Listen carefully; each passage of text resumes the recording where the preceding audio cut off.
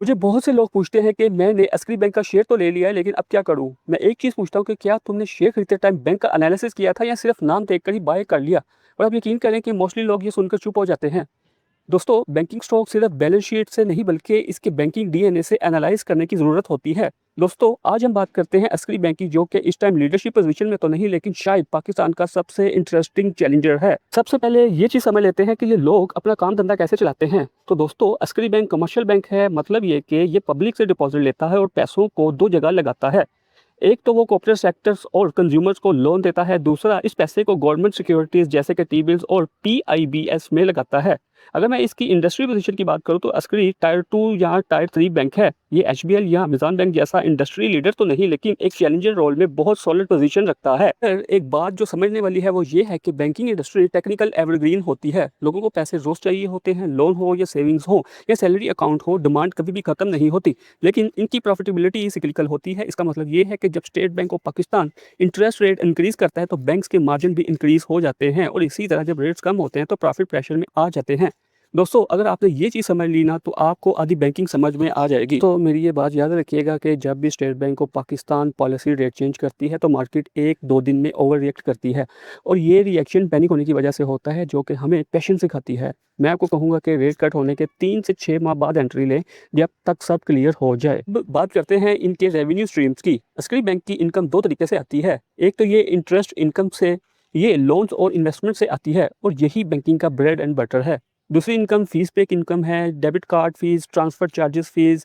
ये वाली इनकम कम होती है लेकिन स्टेबल होती है, और यहाँ पर इनका सबसे इम्पोर्टेंट चीज़ इनका कंपैरेटिव एडवांटेज है। अब तो जानते हैं कि अस्करी बैंक के ओनर्स कौन हैं। आर्मी वेलफेयर ट्रस्ट और फाउंडेशंस हैं, और ये ओनरशिप ट्रस्ट फैक्टर क्रिएट करता है रिटेल डिपॉजिटर्स के लिए, चाहे कि वो 4 लाख का अकाउंट हो या 4 करोड़ का।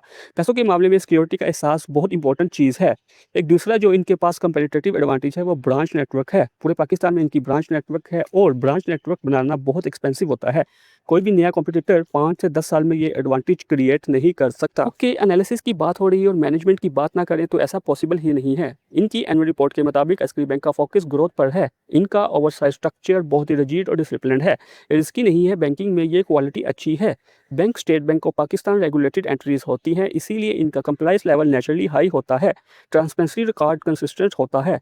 मैं जानता हूं कि दोस्तों आपको ये पॉइंट्स बोरिंग लग रहे हैं, लेकिन बैंकिंग में जुमलों से ज़्यादा जुमलों के पीछे डिसिप्लिन्स मैटर करते हैं। तो मेरी एक बात याद रखिएगा कि इन्वेस्टमेंट करने से पहले हमेशा एनुअल रिपोर्ट के रिलेटेड पार्टी ट्रांजैक्शन सेक्शन को हमेशा खोल कर देखिए।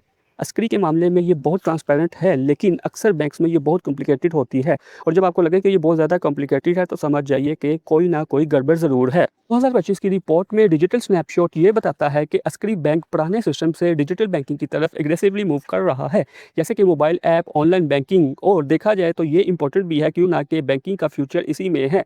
फाइनटेक कंपनीज ट्रेडिशनल बैंक्स को डिस्टर्ब कर रही है। अस्करी बैंक का डिजिटल बैंक्स की तरफ आना डिफेंसिव स्ट्रेटजी को शो कर रहा है। इस टाइम बैंकिंग स्ट्रक्चर में जो दूसरा ग्रोथ ड्रिवन है वो है इस्लामिक बैंकिंग। इस टाइम ट्रेंड ये चल रहा है कि लोग इंटरेस्ट फ्री बैंकिंग की तरफ मूव कर रहे हैं। इधर अस्करी भी इस्लामिक विंडो एक्सपेंड कर रहा है। तीसरा ये है कि ये लोग प्रोडक्ट्स एंड सर्विस सेक्शन में नया डिजिटल प्रोडक्ट्स इंट्रोड्यूस करने पर फोकस कर रहे हैं। इन तीन चीज़ों को मिलकर एक पिक्चर बनाई जाए तो समझ में आता है कि बैंक टाइम के साथ साथ अडॉप्शन की तरफ जा रहा है। लेकिन दोस्तों, जितना ज़्यादा रिटर्न होता है उतना ही ज़्यादा रिस्क भी होता है। बैंकिंग में रिस्क फैक्टर को समझना बहुत ही ज़रूरी है।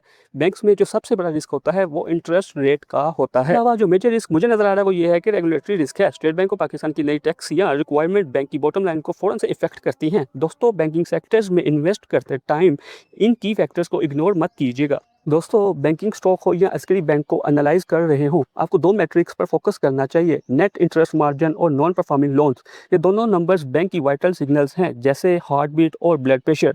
अगर ये दोनों चीज़ें स्ट्रॉन्ग हैं तो इसका मतलब है बैंक भी स्ट्रॉन्ग है। दोस्तों, अगर तो आपको वीडियो पसंद आई हो तो लाइक एंड सब्सक्राइब कर दीजिए, ताकि ऐसी ही इन्फॉर्मेशन